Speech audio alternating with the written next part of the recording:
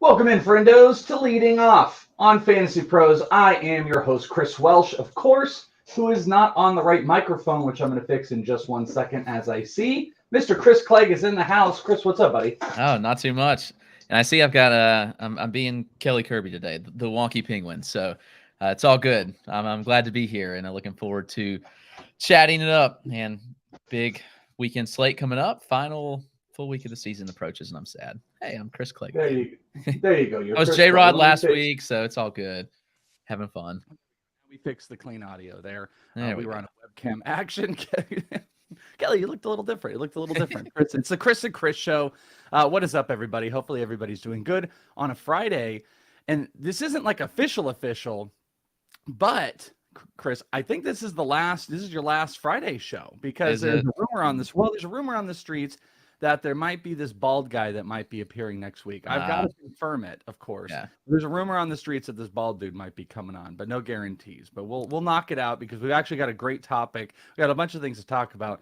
There's one great topic I'm very excited to get into when we get into the stats because it's kind of close to home, at least to one of your partners that we can talk about. But let's get into the stuff as Aaron Judge is going for Maris.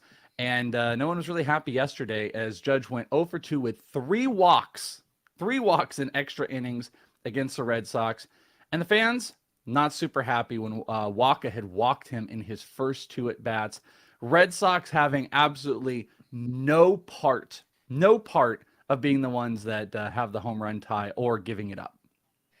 Yeah, and it's not surprising. I mean, you almost just you don't want to just give these guys these home run records, but like Pujols and Judge, just want to groom some fastballs and see what they can do. I know that's not especially in a rivalry, you're not going to do that, but still, it's Judge almost did it. He hit that one to the warning track, so he almost hit 61. But I think he's going to obviously get the record. I mean, there's still plenty of time, so he'll definitely break that AL record for sure. That call was one of the best of the season, by the way. Like, Aaron Judge, it's caught.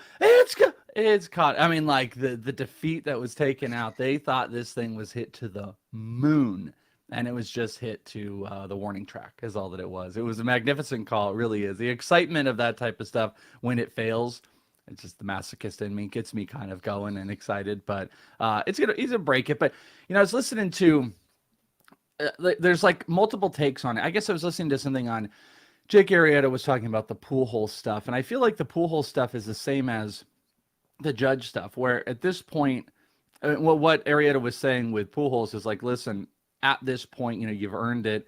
I'm going to groove you, fastballs, and if you can hit it, you can hit it. I'm not going to give this to you or anything, but the idea that even with the Judge stuff, that any players, whether it's the Red Sox or not, are just not going to even go at him. It's disappointing. I mean, Right. The Pujols stuff is different, I suppose. This is a hat tip to one of the great players to hit a record like that. No one needs Judge to do this, but bottom line is just it ain't happening against the Red Sox if they have anything to do with it. Nope, they don't want it. They don't want that to happen in a rivalry game for sure. Following an altercation with teammate Yandy Diaz earlier in the week, which had him miss a couple games, Randy Arozarena went 3 for 4 with 2 RBI and also stole a base on Thursday as the Rays won on the Blue Jays. What was the altercation? I think I missed this on the note. Did you see what the altercation was, Wonky? Do you know what? I did not see that, honestly. Yandy altercation. I'm curious about this. Were they fighting? That's what I would altercation. I'm just seeing. I don't see anything about. All right, so multiple sources confirm that there was a physical altercation between Yandy and Arozarena in the parking lot on Monday. The two had to be separated after a disagreement, and neither played on Tuesday. So, a little parking lot action. That's never good. But Randy Arozarena got back into it. Been very good. Alec Stumpf of DK Pittsburgh Sports reports that the Pirates are calling up prospect Jinhwan Bae from AAA Indianapolis, and we saw him in the Arizona Fall League last year.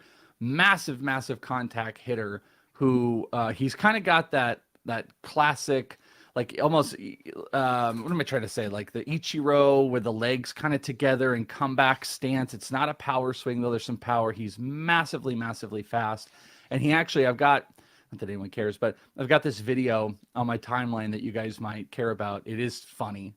and it's Bay in the AFL hitting a ball crazy. I don't know what the EV was, but crazy hard at the pitcher. Pitcher comes around, does a backwards catch on the glove, and then Bay, as he's walking away, does a like sniper thing, like that was a sniper catch. It's just a great video from the AFL. But talk to me about your thoughts on Bay with Pittsburgh. I really liked what I saw from him last year in the AFL, and it kind of backed up what we saw him do in AA last year. And, really talented prospects you mentioned from a hit standpoint, like the field to hit is incredible, really high contact skills. He sprayed a lot of line drives, kind of all over the field in the AFL. And his line drive rate is up this year in AAA, which is encouraging. I think he's going to hit for a high average.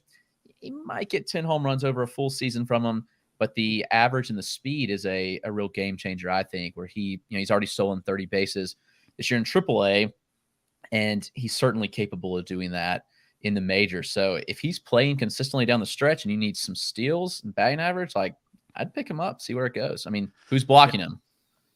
Yeah, well, I mean, unless they ever want to start doing the cruise stuff into the outfield, it'd be interesting to watch. But I mean, they've got Castillo, who they've liked to play around with, and they got some guys in the future, but they're going to give a shot. I am surprised that they kind of gave up. The Pirates did on Liover Peguero, and they just want to maybe just give. They also might be auditioning Bayer or something like that. But again, he's just kind of caught that like leg comes into the body, full body comes forward, makes tons of contact on the season. 289 batting average, 8 homers, 30 stolen bases, 121 hits on the year. He's just not a big like just a big homer guy. 23 doubles, not too bad for him. 6 triples, 8 homers, over 121 hits. So I mean that is his game. It's singles, getting on base, and hopefully stealing some bases. He'd be a top of the lineup type of guy. So he might be a dart throw if he's going to get these last couple games for a few stolen bases and some batting average. But I wouldn't be playing him for the other 3 categories. That's just me. Yeah. Zach Gallen delivered an unbelievable performance in, of course, a tough luck loss against the Dodgers. He had 13 strikeouts over 8 innings of 1-run baseball. And actually, over in this league, Bogman and I are doing a very early mock draft. We're doing a slow 2023 mock draft that we're going to be breaking down next week on the In This League Fantasy Baseball podcast.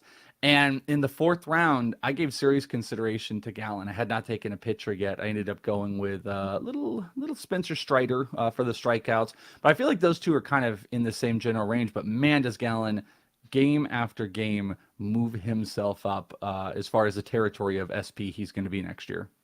Yeah, I agree. And I think he was having a pretty quiet, dominant season up until about the last month. And then everyone kind of started taking notice, and then he's been even better down the stretch, and he's lowered that ERA to 2.46, 0.89 whip, just ridiculous stuff. And the K- BB being over 20%, just really, really good. And I think he's going to be a top 50 pick next year, pretty consistently. So interesting comparison with Strider. You probably get more Ks with Strider. Gallen has a little bit higher floor, a little bit of safer bet, but this is who he's been outside of last year. I mean, in 2019, this is who he was. In 2020, shortened season, this is who he was. But last year, just kind of an anomaly, it seems. And I think Gallen's a borderline ace moving forward. Yeah, and I'm actually trying to take a look real quick. This is bad business here, but I'm trying to take a look at where and if he went. So in that 4th round, oh man, is he going to make it? I hope no one's, oh no, there he went. He went in the 4th round. It's a 15-team draft. He was the 13th pick in the 4th round, so a little bit after top 50. Probably a good value. Peralta, Bieber, Fried, and Rodon and Strider all went ahead of him. Is there anybody you don't think next year should go ahead of him? Because I don't think Peralta, and I'm not sure I would go Peralta, Bieber, or Fried over Gallen at this point. Yeah, definitely not Peralta, in my opinion. And I love Fried, but I just think Gallen's kind of proved his work to be ahead of him. I think it's semi-close. I think it's fair. Bieber's just been a bizarre case this year where, everything's kind of down a bit, but the results have still been good. So I don't fully know what to make of Bieber for next season or who he'll be. But yeah, I think Gallen's the safer bet over all 3 of those. Yeah, and I mean, my logic on the Strider stuff is just elite strikeouts, probably better team context in general. But I think ERA and maybe WHIP could be a little bit more dicey going into next year versus Gallen. Even though the Diamondbacks have been kind of the Diamondbacks are they're putting together a competitive roster, and they're going to have it next year with guys like McCarthy and Varsho and Carroll and really Christian Walker. Christian Walker has had a very quiet, insanely productive season once he improved the batting average on the second half. I think he's up into the 230s or whatnot. And if you get him into the 240 range, if you're getting close to 40 homers, I mean, what more could you ask for? That's more valuable than Kyle Schwarber's 209 or whatever it is batting average and 40 homers. Yep. I'll tell you that. Here's a fun fact. Speaking of prospects, Hayden Wisniewski threw an immaculate inning last night in the 5th against the Pirates. There have now been 43 immaculate innings since 2010. There were only 31 from 1990 to 2009. In the 114 MLB seasons before that, there were only 31. So trying to do quick math, 62, that would be 105 total immaculate innings in the history of baseball, which almost equates to an immaculate inning per year. But here's what I ask you. Do immaculate innings get you going? Because I hate to be how I everybody knows, like I get excited about, perfect games and no hitters, and I like cycles way more than anybody else. For some reason, immaculate innings aren't really like a thing for me. I'm just like, that's cool. It doesn't impress me, and it probably should, because if there's only been essentially one per year in the history of baseball, that is a very, very elusive record. What are your thoughts on the immaculate inning? Yeah, it's just a bit of a surprise with that stat in general, like how few there have been. That surprised me.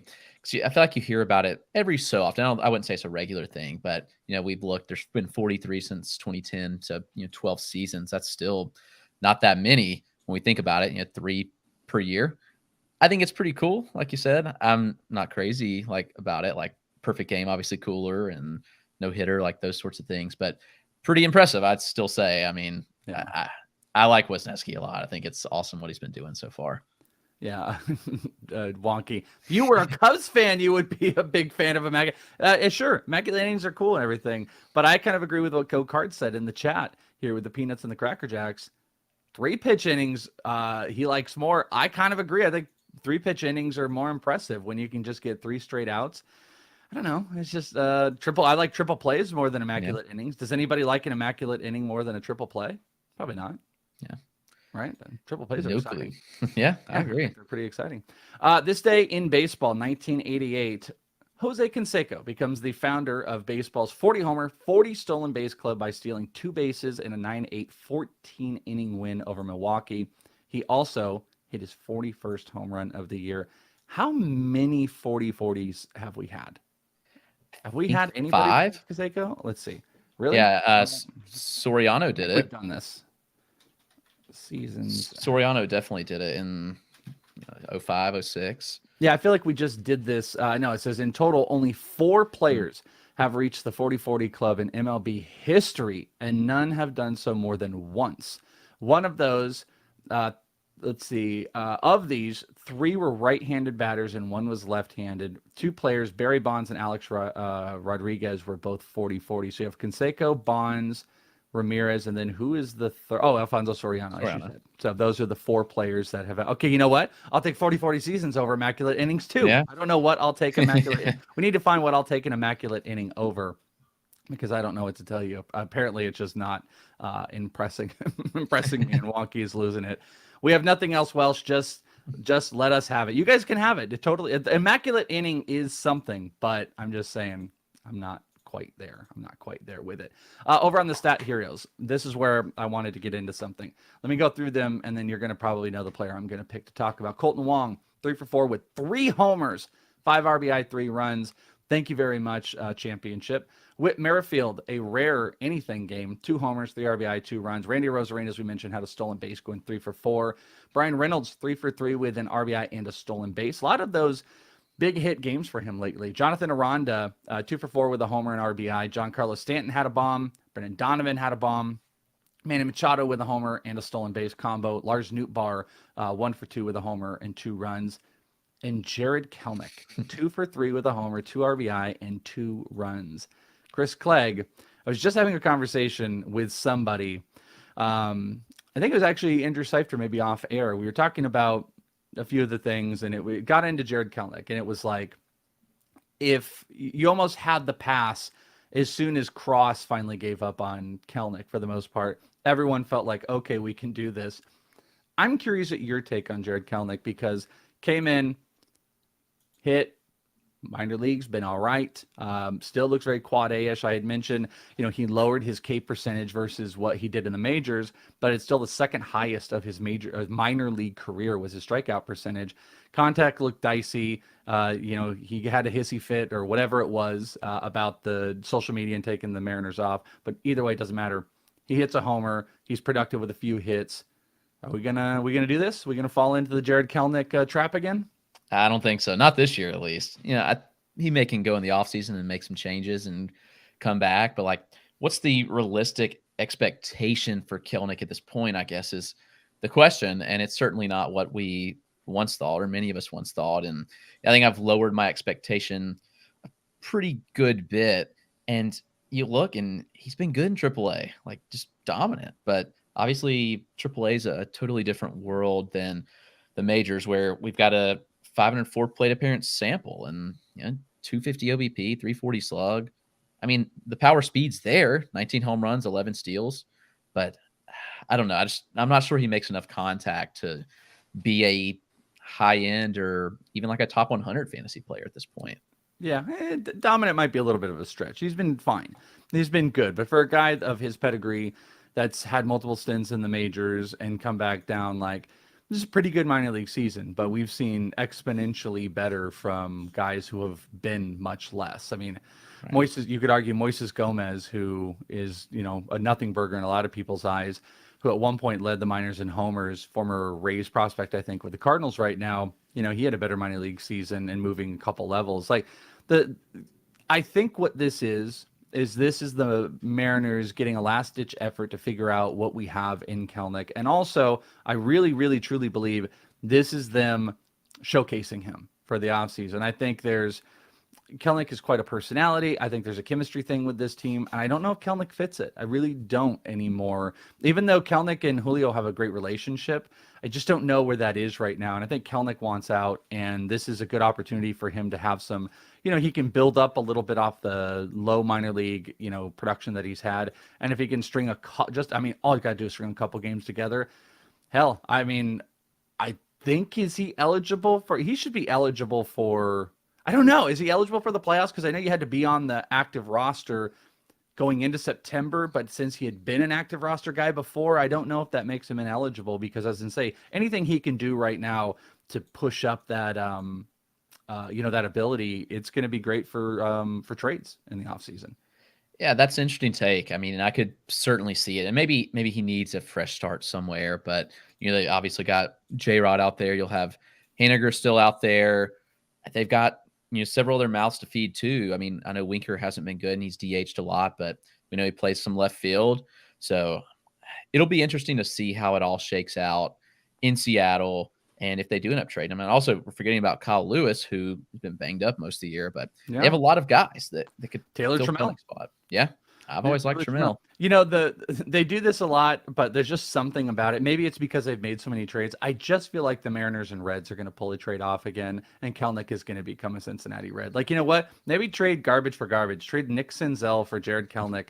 Nick Senzel and a little something for Kelenic, and just move spots and get them off the team. But I wouldn't fall into this for anybody. He's not a pickup.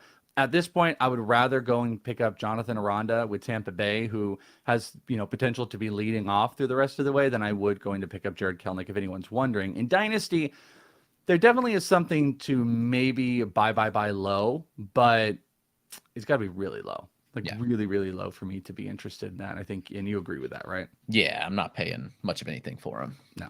Over on the pitcher side, Kyle Bradish, phenomenal. 8 2/3, 2 hits, just missed the complete game, 10 strikeouts on the Astros. I was paying attention to that too, because Verlander was one of the props for yesterday and was a no-go. The props over on the cheat sheet didn't do so well, because also one of the guys I forgot to mention at the top, which we'll mention in the zeros here, got absolutely lit up, and Bradish outperformed him. Zach Gallen, who we talked about, struck out 13 in 8 innings.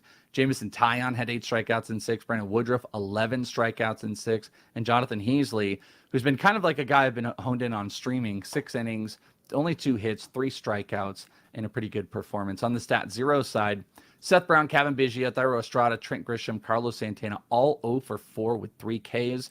And you had some 0 for 3 with 3 Ks in Joey Gallo and Gavin Lux. The pitcher that got blown up, Jose Barrios, 2 innings, struck out 1 in 6 earned runs over 7 hits. And George Kirby, 2 1/3, gave up 5 earned runs. You know what? I was about to say I hate to see this. I actually love to see the Kirby thing from a dynasty and redraft perspective, as long as you're not owning him right now, simply because I want him to be a little bit cheaper next year. And I think, do you agree with that? Yeah, that's fair. It'd be nice to, because I think he can blossom into an ace, like young ace that we're seeing. But I'm not opposed to it just for the price. I'm with you. Yeah. Over on our home run calls, friends, would you believe this? Check this out. Congrats to Jims McSorley for calling the only correct home run yesterday. The only one. And listen to the call. Mike Yastrzemski. You've got to be kidding me. That's an unbelievable. So the board did move. Cat Fox and Elskell are still tied at 55 at the top. Helpless is at 54. High Cubby's at 52. And D Blum is at 50. Go Cards right behind. The board did not move whatsoever. I mushed Albert Pujols trying to get 699, and didn't happen, which almost means for sure it's going to happen today. Just pointing that out to everybody because that is just how the world works. But one of Cat Fox, Elskell, Helpless, High Cubby, D Blum, probably the first 3 that I mentioned, are going to win a signed jersey from Fernando Tatis Jr. For winning this contest that has been going on all season long. And you could do it over in the Discord on Fantasy Pros, which is pretty cool. It's a very fun contest. And I know Wonky set this up for football as well. So I'm into it. Hopefully you guys are even more into it next year. And congratulations to the dudes that cannot reach Aaron Judge at this point. No one can reach Aaron Judge with what he's done in real life versus this. Over to some bets. Mr. Chris Clegg, our boys over at BetMGM, they want to give a $1,000 risk-free bet to you or anybody, if you're eligible, where you can. All you got to do is use the promo code leading off. Go and type it in, do the thing, put in the code, get your free bet. And I've said this a million times over, BetMGM, probably one of the best books, and I've used all the big major 4 as far as what they give you in extras and free bets and bonuses. I don't even think they're matched. So go and check them out today. Support Fantasy Pros and Leading Off by using the promo code Leading Off.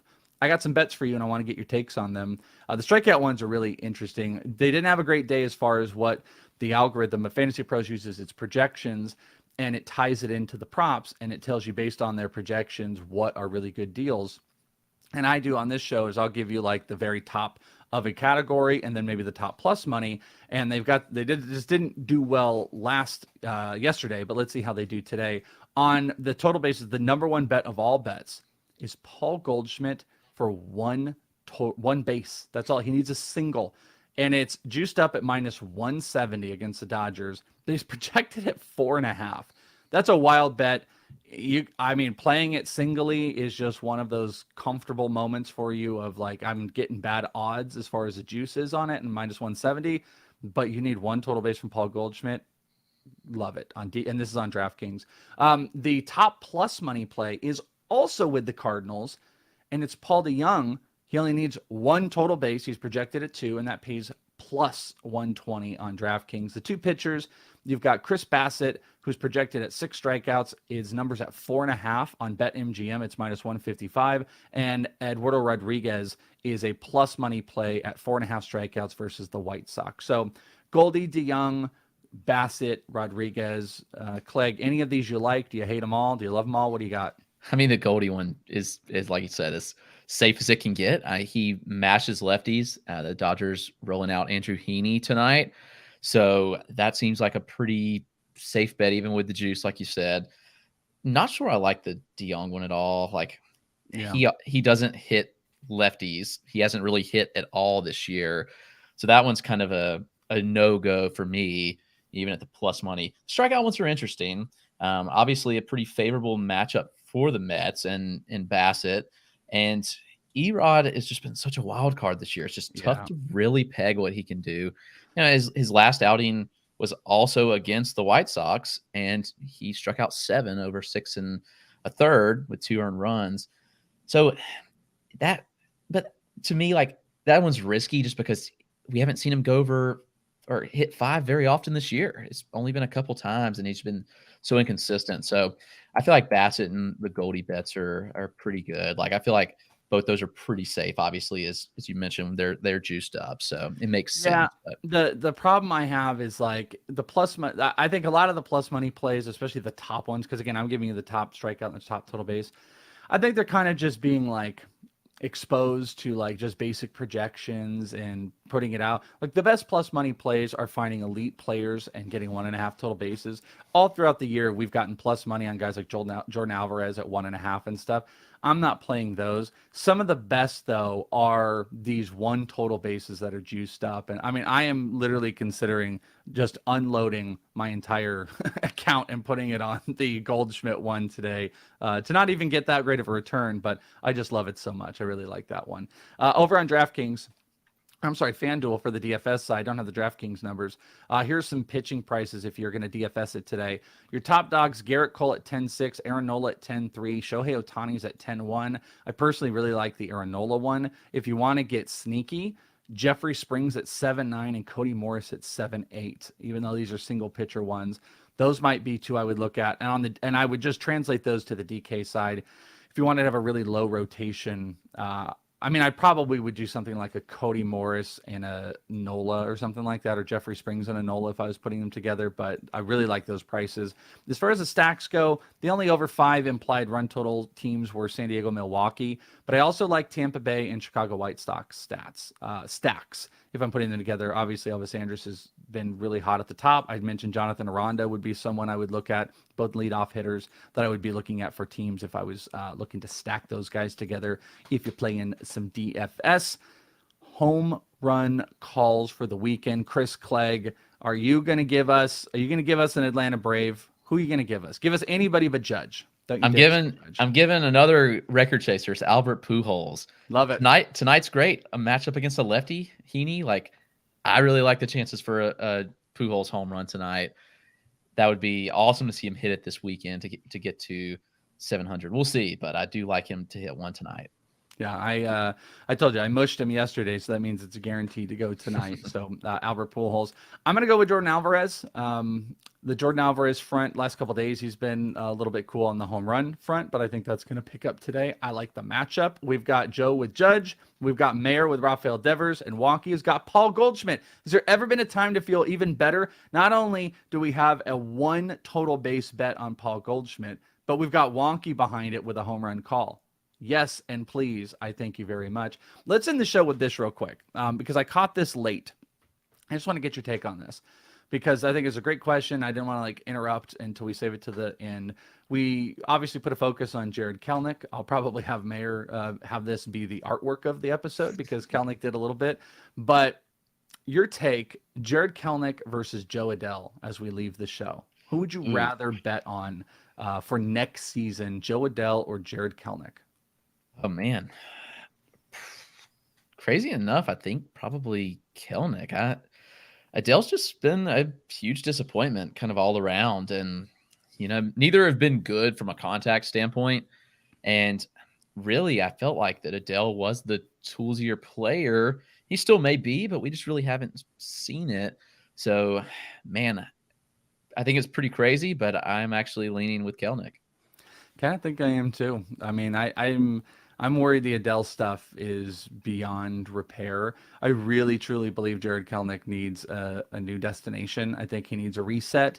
I'd like him to go to a place that really has a focus as far as hitting goes. I would like a really locked in hitting coach and maybe some tutoring going on. I mean, not that it means anything, but like I was around the Mariners a whole lot in spring training, and he was around guys like Winker and them, but I didn't really see them ever talk. Like, you would love, almost like the Philly situation, you would love a guy like a Bryce Harper to be there to work and tutor some of the young guys like he's done with Bryson Stott and Alec Boehm. I'd like for him to go to a destination where he had someone that could like actually want to and really work with him. I don't know if it would change anything, but if I were making a bet, I also would go with Kelenic over Adele, but At this Yeah. point, you might It's be better with Jonathan Aranda over both of them, like I mentioned. right. It's probably worth noting that the Angels aren't even playing Adele every day at this point. And I mean, they have nothing to play for. Like they should be trying to develop these guys, but Mickey Moniak's getting run instead. So Yeah. I don't know if that tells you how they feel about Adele, but it kind of seems that way to me. I think it does. And it'll be fun to follow. Friendos, that is the episode. Thank you to the Peanuts and Cracker Jacks for everybody that's hanging out. Guess what? As far as I know, next week is it. Next week is all that we've got. It'll be the final Monday, Tuesday, Wednesday, Thursday, Friday, unless Fantasy Pros decides to do something different into the playoffs. I think this is all that you're going to get of me into next week. And this was all that we got of Chris Clegg, unless, that bald guy doesnjust show up as far as I've seen on the schedule. Clegg, what do you got going on? What's going down in your world? Not too much, man. Just trying to grind out the end of the season, finish strong in leagues, and just producing content still. So this is my favorite time of the year, at least early in the off season for dynasty and prospect stuff. Just really digging in and doing film studies and a prospect eval. So my favorite time of the year, and gearing up to go out to Arizona, hang out with you and all the dudes at the AFL. So I'm looking forward to that. It's gonna be a good time. I'll be seeing you in about 5 weeks. Yep. It'll be so much fun. Friendos, that is the episode. Thank you guys as always. For Chris Clegg, I am Chris Welsh. It's leading off, and we're out of here.